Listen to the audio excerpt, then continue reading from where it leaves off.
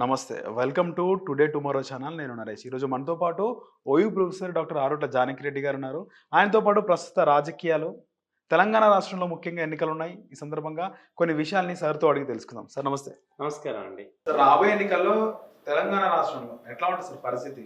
చాలామంది బీఆర్ఎస్‌కి ప్రధాన ప్రత్యర్థి కాంగ్రెస్ అంటున్నారు. బీజేపీ థర్డ్ పొజిషన్‌లో ఉంటది. అంత ప్రజల్లో లేదంటున్నారు. వాస్తవానికి బీజేపీ థర్డ్ ప్లేసే ఉంది. కానీ బీఆర్ఎస్ కాంగ్రెస్‌కి టగ్ ఆఫ్ వార్ ఉంటది అంటున్నారు.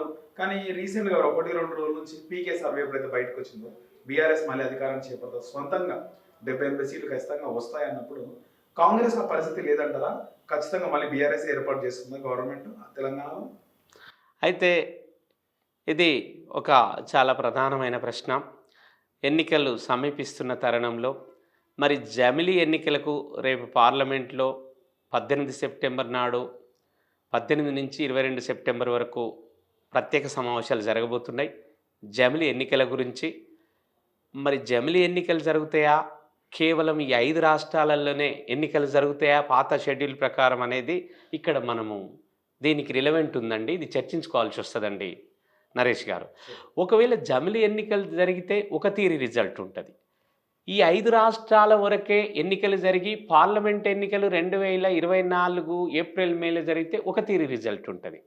ఇంకొక విషయం మీరు అడిగిన ప్రశ్నకు అనుబంధంగా ఏముంటదంటే, ఇప్పుడు ఎన్నికల షెడ్యూల్ ప్రకటించి నామినేషన్స్ ప్రక్రియ స్టార్ట్ అయినంక నామినేషన్స్ దాఖలు చేస్తుంటే ఆ నామినేషన్స్‌ను మళ్ళా కరెక్షన్ చేసి ఇక విత్‌డ్రాస్ కూడా అయినంక విరమించుకున్నంక మిగిలిన నామినేషన్స్‌ను బట్టి ఈలోపు పార్టీలలో సమీకరణాలలో తేడా వస్తదండి.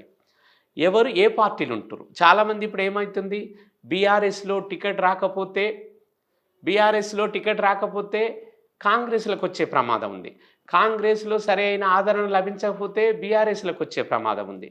మళ్ళీ ఈ రెండిట్లో రాకపోతే బీజేపీలోకి వచ్చే ప్రమాదం ఉంది. సరే, ట్రయాంగిల్ పోటీ ఉన్నా పోటీ ప్రధానంగా కాంగ్రెస్ పార్టీ మధ్యన, భారత రాష్ట్ర సమితి పార్టీ మధ్యనే జరగబోతుంది.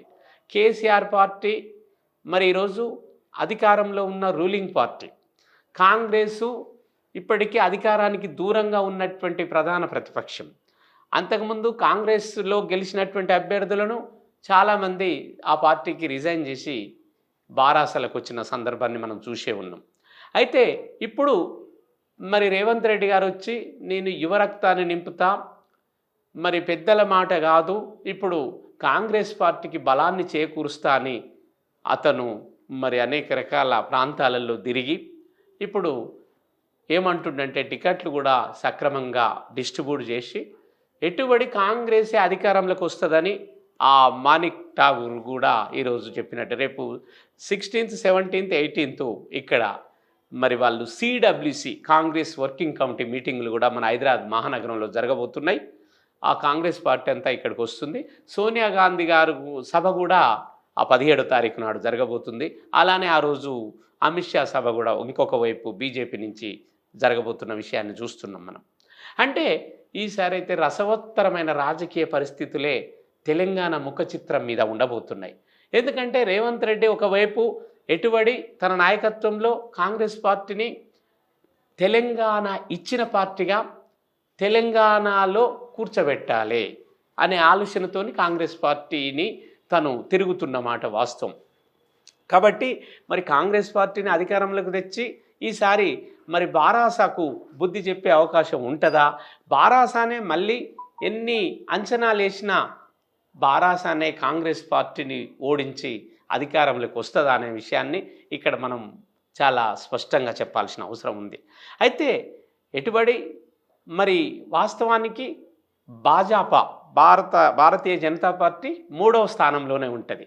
ఇక్కడ ప్రధానమైన స్థానంలో మటుకు ఎవరెవరు ఉంటారంటే మరి భారతీయ రాష్ట్ర సమితి బీఆర్ఎస్ పార్టీ కల్వకుంట్ల చంద్రశేఖర్ గారి నాయకత్వంలో, రెండో విషయం రేవంత్ రెడ్డి గారి నాయకత్వంలో యువరక్తాన్ని నింపుకొని ఈ యొక్క తెలంగాణ రాష్ట్రాన్ని ఇచ్చినటువంటి సోనియా గాంధీకి మేము కృతజ్ఞతలు చెప్పుకుంటాం.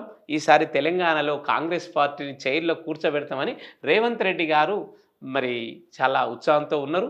ఈ టికెట్ల పంపిణీ తర్వాత మీరు అడిగే క్వెషన్‌కు కొంచెం ఇంకెక్కువ ప్రాధాన్యత ఉంటదండి. ఎందుకంటే టికెట్ల పంపిణీతోని మార్పు చేర్పులు, ఇటు అసంతృప్తులు అటువైపు, అటు అసంతృప్తులు ఇటువైపు, మళ్ళా ట్రయాంగిల్ భాజపాకు గూడా. కాబట్టి అసంతృప్తులతోని మరి మనం అనుకుంటే ఇప్పుడు ఇతమిద్దంగా చెప్పలేము. ఇప్పుడు ఖచ్చితంగా చెప్పలేము. నామినేషన్ల పర్వం ముగిసిన తర్వాత నిజంగా ఎన్నికల రంగంలో ఎవరు నిలబడుతుండ్రో అప్పుడు ఉన్నటువంటి అంచనాలతోని ఎవరు అధికారాన్ని చేపట్టబోతుండ్రు, ఎవరు అధికారంలో రెండవ స్థానంలో ఉంటారు, ఎవరు మూడో స్థానంలో ఉంటారు అని చెప్పడానికి నేను ఒక పొలిటికల్ సైన్స్ టీచర్గా, ఉస్మానియా యూనివర్సిటీ టీచర్గా చెప్పడానికి అవకాశం ఉంటుంది. మామూలు ఆర్డినరీ కామన్ మ్యాను అంచనా వేసినట్టు కాదండి. మా డిపార్ట్మెంటే పొలిటికల్ సైన్స్ కాబట్టి కొంచెం నామినేషన్ల పర్వం ముగిసిన తర్వాత మళ్ళీ మీ స్టూడియోకు మీరు ఆహ్వానిస్తే వస్తాం. అప్పుడు మీకు కొంచెము రిలయబుల్ ఉన్న ఆన్సర్ చెప్పగలుగుతామండి. కాంగ్రెస్ పార్టీ గ్రాఫ్ ఎట్లా ఉంది సార్ రాష్ట్ర వ్యాప్తంగా? వాళ్ళ గ్రాఫు పెరుగుతుంది. మొత్తానికి చాలా హైయెస్ట్ పొజిషన్లు ఉందనే మాటతోని నేను ఏకీభవించను, కానీ ఇంతకుముందు ఉన్న పూర్వం స్థితి నుంచి అయితే వాళ్ళ గ్రాఫు కొంచెం క్రమక్రమంగా పెరుగుతుంది. మంచి ప్రశ్న అడిగినరు.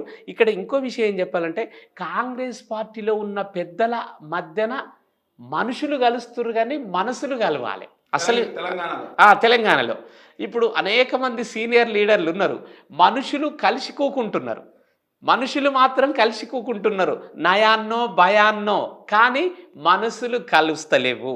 మేము ఒక ప్రొఫెసర్గా డైరెక్ట్గా చెప్తున్నాం, వాళ్ళ మనసులు కలవాలి. మనుషులు కలిసి ఉండడం కాదండి, కాంగ్రెస్ పార్టీలో ఉన్న సీనియర్ నాయకుల మనసులు కలిసి మనము సోనియమ్మ గారికి, రాహుల్ గాంధీ గారికి ఈసారి తెలంగాణ ఇచ్చిన కాంగ్రెస్ పార్టీకి మరి బారాసాను నిలుపుదల చేసి ఈ అధికారాన్ని ఆమెకు మేము చేతిలో పెడతాము అనేటువంటి ఒక శబ్దం కాంగ్రెస్ తెలంగాణ లీడర్లందరూ, సీనియర్ లీడర్లందరూ చేసి ఆ పద్ధతిలో వీళ్ళందరూ ఏకత్రాటి మీదకి వచ్చి చేస్తే గెలుపుకు అవకాశాలు అయితే ఉంటాయండి.